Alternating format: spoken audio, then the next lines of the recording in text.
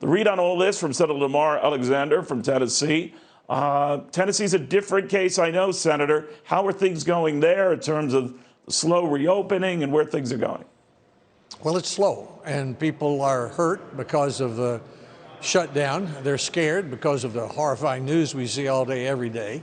But our governor's handled it very well, and we're beginning to open up. Elective surgeries are starting. That's the most common sense thing we could do. There's no need to shut down a rural hospital with no COVID cases and cut out their source of income. So we're starting to open up and using common sense procedures, and there's good support for the governor's action. Senator, what do you think of Governor Cuomo of New York had said states that try to do this when they're seeing an increase in cases, that might not be the best idea. Do you agree with that? I think Governor Cuomo should stick to New York and let Governor Lee stick to Tennessee. They're all different, and circumstances are different. So we don't have a New York City in Tennessee, and we wouldn't presume to advise him about how to deal with that. We've got a different set of circumstances. We're testing higher than most states and beginning to reopen, beginning to restore the economy. So I think we've got enough to say grace over by focusing our own state, and I think most governors feel that same way.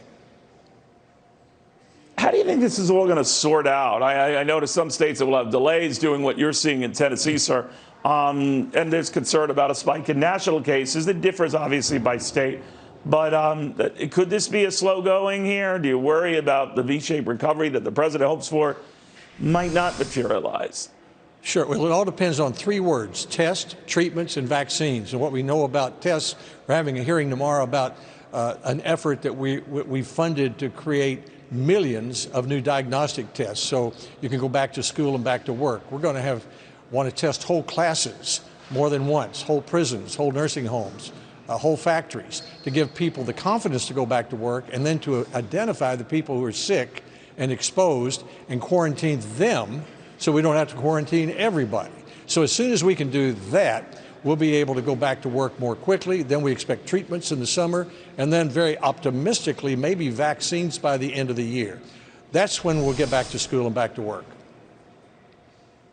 Are you encouraged the president kind of pivot a little bit on his healthcare task force, that he's not going to disband it or, ease it up right now? There had been some hints that maybe he was, but he's not. How do you feel about that? Well, I think the president should continue to be president.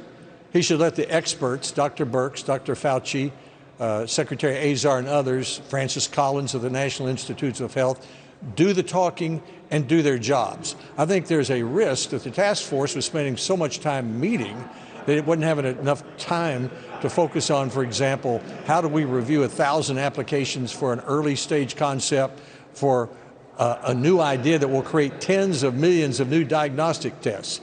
So I think his instinct was probably pretty good. He goes back to be president, the vice president is president, let the experts do the talking and let them run the agencies. All right, Senator, very good catching up with you. Good health to you, your family, your constituents. Be well, sir. Thank you. And to you. All right, we are getting a